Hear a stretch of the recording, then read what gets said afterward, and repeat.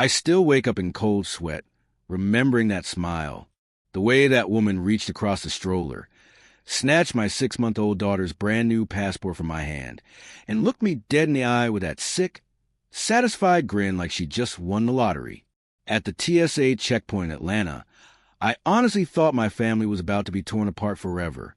And the worst part? She was doing it on purpose, enjoying every second. My wife Maya and I had been planning this trip for over a year. Arya had been born with a rare heart condition, and the only pediatric surgeon in the world who could fix it without open heart surgery was in Zurich. We finally got the appointment, sold everything we need, took unpaid leave, and here we were, two exhausted parents with a baby hooked to a portable oxygen monitor, trying to board the one flight that could save her life. Everything was ready. Medical letters, visas, the little red passport with Arya's tiny photo that had taken 3 months to get because of all the emergency stamps. Then she appeared. You know the type. Perfect blonde bob, navy blazer with an HOA president pin, though we were 2,000 miles from her subdivision, and a clipboard like it was her personal sword. Her name tag said Karen Whitmore, Volunteer Airport Ambassador. Volunteer. She zeroed in the second we reached the document check podium. Her eyes flicked to the stroller, then to the passport, then to Maya's hijab. Her smile sharpened. "Excuse me, sir," she said, voice dripping with fake sweetness. "That child's passport has an irregular entry stamp. I'm going to need to confiscate it for verification." I laughed at first, thinking it was a joke. Maya went pale. I explained politely that we were pre-cleared by the Swiss Embassy and TSA CARES team because of Arya's medical emergency. She didn't blink.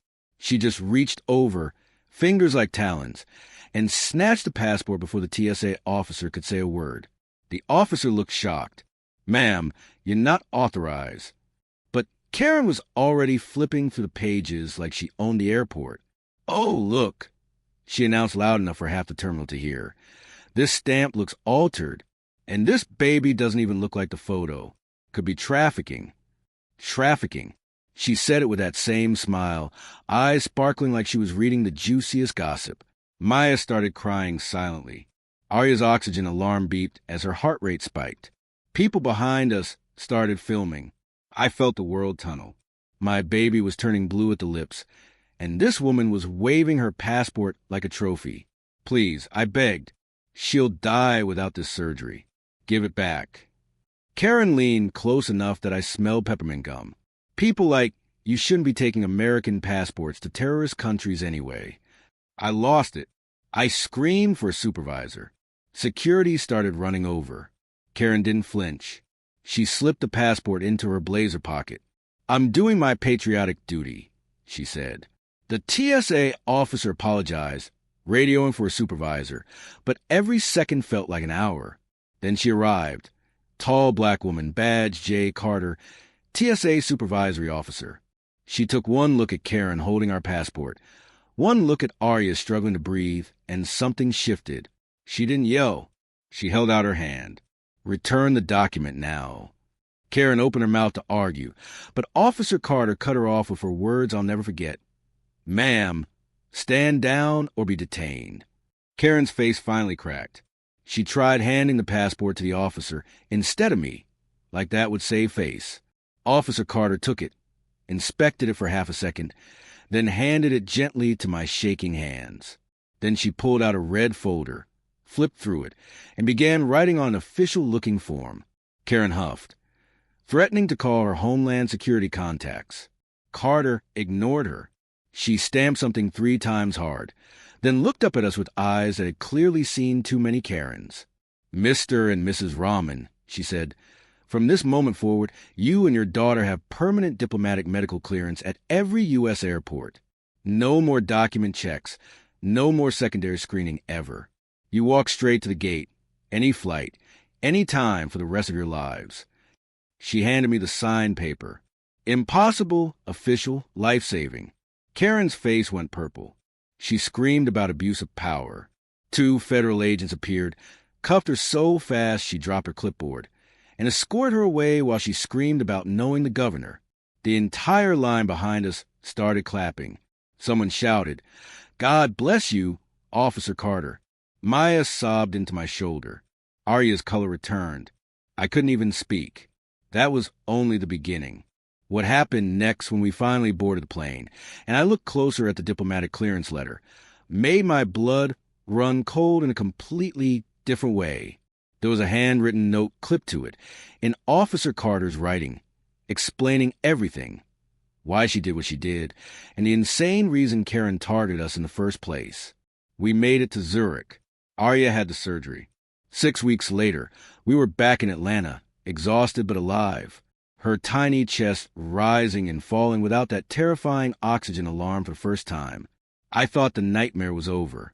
I was wrong. 3 days after we landed, there was a knock at 2 a.m. I opened the door to 2 uniformed officers and a very smug woman in a navy blazer standing between them. Karen Whitmore. Same evil smile, holding a manila folder like it was a holy grail. Mr. Rahman, one cop said, sounding almost sorry, we have a court order to remove the child for suspected medical neglect and passport fraud. Maya screamed from the hallway. I saw red. Karen tilted her head and whispered, told you people like you don't belong here.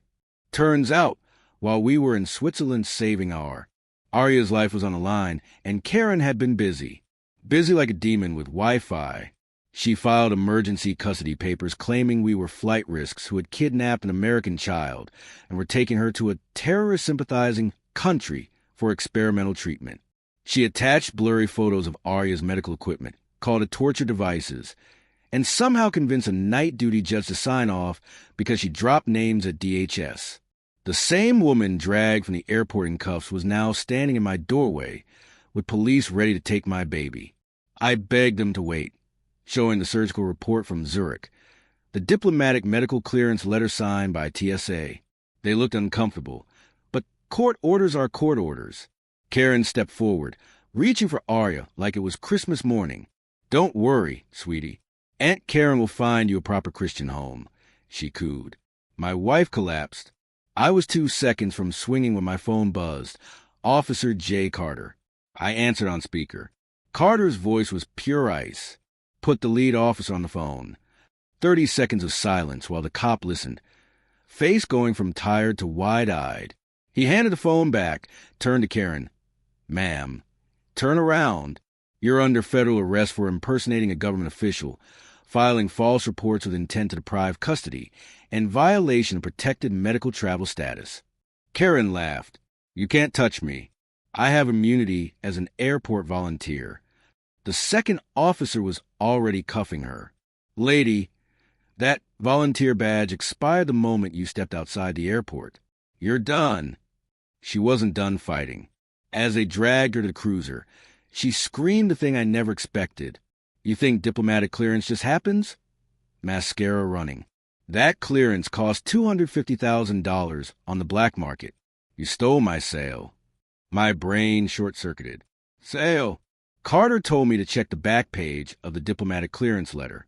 There was a second document clipped behind it. An official DHS memo with Karen's photo marked known broker illegal sale priority travel status. For years, she'd run a side hustle at the airport, targeting desperate families with sick kids, offering expedited clearance for insane money, using stolen TSA stamps. When we got legitimate clearance for free, her network collapsed overnight. Clients demanded refunds. Partners turned on her. She lost everything. So she tried to make sure we never used it, even if it meant taking Arya. While she screamed in the cruiser, Carter stayed on the line. The FBI had been watching Karen for 18 months, but needed one family with airtight federal protection to trigger a case. That was us. The raid hit her house and ours simultaneously. Burner phones, fake stamps, a ledger with hundreds of names, over $3 million in cryptocurrency. She wasn't just a Karen. She was a criminal kingpin preying on vulnerable parents. The officers left.